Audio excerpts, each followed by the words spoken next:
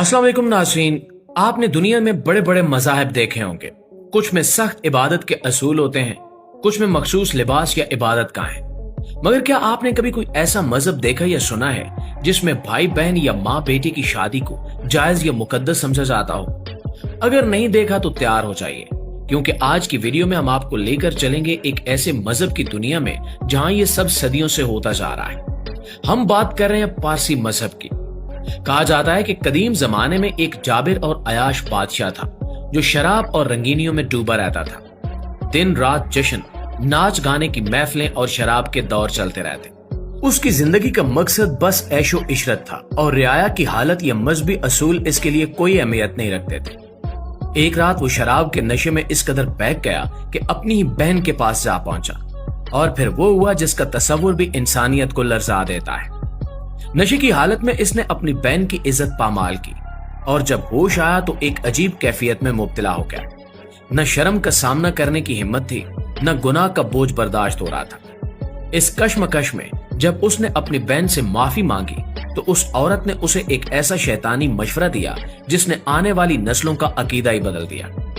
उसने कहा कि तुम अवाम के सामने ऐलान कर दो कि खुदा ने भाई बहन और बाप बेटी के निकाह को हलाल कर दिया है और ये मुकद्दस अमल है। इस तरह से तुम पर से इल्जाम भी हट जाएगा और लोग इसे एक इबादत समझकर अपना लेंगे।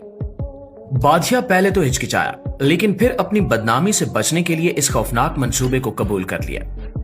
अगले दिन बादशाह ने अवाम को जमा किया, बड़ी अकड़ से तख्त पर बैठा और एक फरमान जारी किया कि खुदा ने हम पर यह इनाम किया है कि हमारे खानदान में खून की पाकीज़गी कायम रखने के लिए बहन भाई और बाप बेटी का निकाह ना सिर्फ जायज बल्कि एक मुकद्दस इबादत है।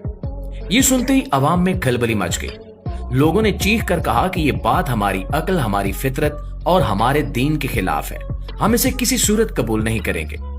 जब अवाम ने इनकार किया तो बादशाह ने ताकत का सहारा लिया। सबसे पहले इनकार करने वालों को कोड़े मारे गए ताकि बाकी लोग डर जाएं। मगर हैरत की बात यह थी कि लोगों ने फिर भी मानने से इनकार कर दिया। फिर तलवार का जमाना आया, कई खानदानों को कत्ल कर दिया गया, घरों को जला दिया गया, यहां तक कि वो लोग जो आखिरी दम तक हक पर डटे रहे उन्हें आग के गढ़ों में फेंक दिया गया। खौफ और दहशत का ऐसा आलम था कि आखिरकार कुछ लोग जान बचाने के लिए झुक गए और इस कभी हुक्म को कबूल कर लिया गया।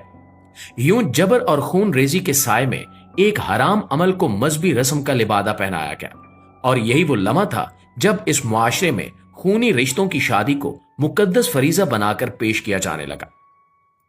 वक्त के साथ साथ इस रस्म के लिए खास नाम भी इजाद कर लिया गया, खते वदात।